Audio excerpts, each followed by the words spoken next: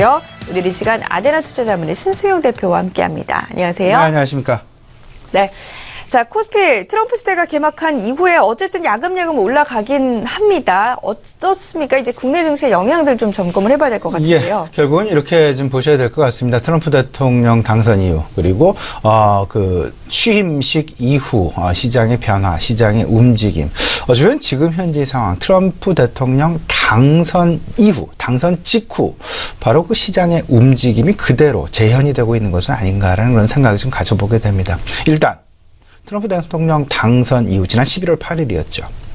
그때를 좀 돌아보게 되면 일단 시장은 그에 대한 우려감 내지는 그에 대한 어떤 그 불확실성 그리고 그에 따른 어떤 그 시장의 변동성이 크게 나타나는 그런 모습들. 하지만 이내 시장은 기대감으로 오히려 시장은 그의 정책에 대한 어떤 그 반향 이런 부분들이 반영이 되면서 실질적으로 시장의 상승 상당 부분 진행이 됐었다라는 그런 부분. 이 부분이 어찌 보면 정책적인 불확실성 이런 부분들이 시장 내에 크게 신뢰를 받지 못하면서 다소간의 믿음을 받지 못하면서 이런 부분들이 결국은 시장의 하락 내지는 시장의 변동성을 나타났다라고 봐야 될 것 같은데, 일단 트럼프 대통령 취임식 직후 시장의 움직임 지난 금요일이었습니다. 그때 움직임 역시 비슷한 양상. 시장은 상승폭을 좀 키워가다가 그 상승폭을 크게 만들어내지 못하면서 상승폭을 좀 축소하면서 그런 마감.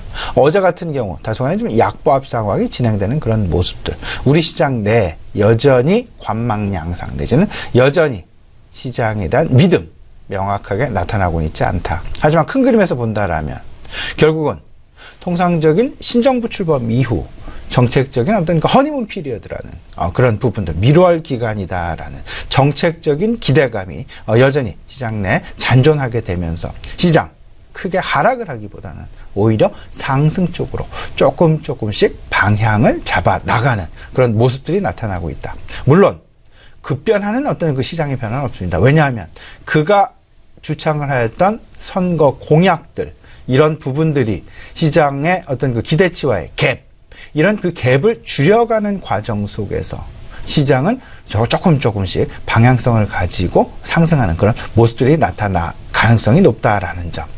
이런 부분들이 통상적으로 그 취임 이후 한 달, 취임 이후 두 달, 이 정도는 진행이 될 것이다. 그렇다면 여기서 우리가 봐야 될 부분 두 가지가 있을 것 같습니다. 과연 어떤 업종, 어떤 종목군을 중심으로 시장을 바라봐야 될 것이냐. 또 한 가지, 미국 증시와 여타 신흥국계 증시 간에 과연 커플링 장세가 나타나게 될 것이냐, 디커플링 장세가 나타나게 될 것이냐. 저는 이렇게 생각을 하고 있습니다. 그가 이야기한 주요 정책 세 가지로 요약이 될 수 있을 것 같은데요. 첫 번째, 미국 제일 우선주의. 미국 우선주의라는 어떤 그런 부분들, 리쇼어링, 미국의 투자를 활성화시키고 미국의 재건을 위해서 그가 노력하는 부분, 결국은 재정 확대 정책을 통해서 인프라 투자를 확대하고 이런 부분들을 통해서 전반적인 경제 활성화의 촉매제 역할을 하려는 그런 움직임. 여기에 가장 움직임의 중심이 되는 부분은 경기 민감 업종이 될 것 같습니다. 경기 민감 업종, 그만큼 아직까지는 하방 경직성을 분명히 확보해 놓고 있다라고 보셔야 될 것 같고요. 이 하방 경직성이라는 얘기는 변동성 국면이 진행된다 하더라도 일정 부분 하락보다는 오히려 보합권을 유지하려는 그런 성향이 강할 것이고, 좋은 뉴스가 나오게 되면 오히려 긍정적인 반응, 나쁜 뉴스가 나온다라면 오히려 부정적인 반응보다는 다소간의 약보합권에서 어느 정도 이 부분을 마감하려는 그런 모습들, 여전히 시장 내 기대감이 잔존하고 있다라고 보셔야 될 것 같고, 두 번째, 과연 신흥국 증시, 우리 증시를 포함한 신흥국 증시와 미국 증시를 포함한 선진 증시 간의 커플링 양상이냐, 디커플링 장세의 진행이냐. 결국은 이 키는 제 개인적인 판단으로는 중국이 지고 있다라는 그런 생각을 가지고 있습니다.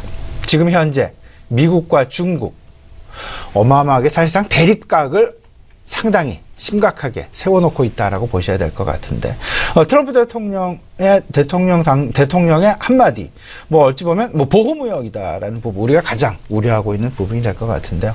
미국의 보호무역이 있다라면 중국은 자유무역을 계속 옹호하려는 그런 움직임, 그리고 자유무역의 그 옹호, 이에 대한 같은 같은 편에 있는 나라들을 계속해서 모집하려는 그런 모습들이 보여지고 있다라는 부분.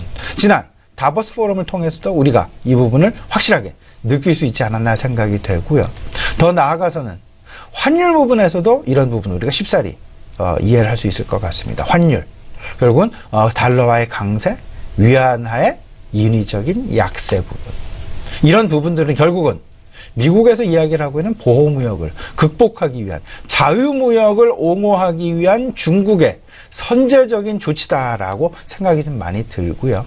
이런 부분들이 결국은 샌드위치에 끼어 있는 우리 경제, 우리 부분, 결국은 우리 시장 입장에서는 오히려 미국의 눈치도 봐야 되겠지만 오히려 그 부분보다는 중국의 상당 부분 중국의 편에 서서 이런 지금 현재의 상황, 트럼프에 의한 변동성을 극복할 수 있는 어떤 해법 중에 하나로 중국의 방향성을 우리가 살펴볼 필요가 분명히 있을 것이다라는 말씀 아울러서 좀 드려보면서요. 오히려 환율 부분도 우리가 좀 생각을 해봐야 되겠죠. 환율 조작국에 대한 우려감. 세 가지 조건 중에 우리나라는 두 가지가 지금 맞아떨어지고요. 중국은 오히려 한 가지, 우리보다는 좀 적은 그런 한 가지가 맞아떨어지는 그런 상황이 될 것 같습니다. 우리나라 이렇기 때문에 사실상 상당 부분 우려감이 있는 것도 사실인데요.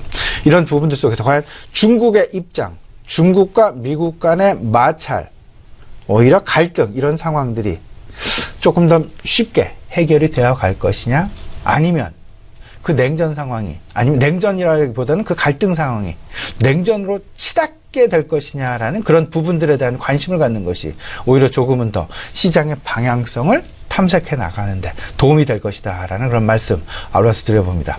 여기서 중국의 입장, 결국은 신흥국의 입장을 대변하고 있다라고 보셔야 될 것 같고요.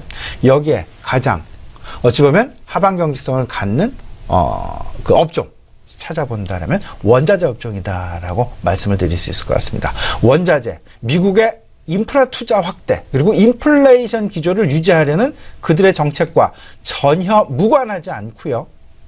중국의 어찌 보면 한 가지 더 힘을 더해 줄 수 있는 또 하나의 근거가 될 수 있는 것이 원자재의 국제 가격이다라는 부분.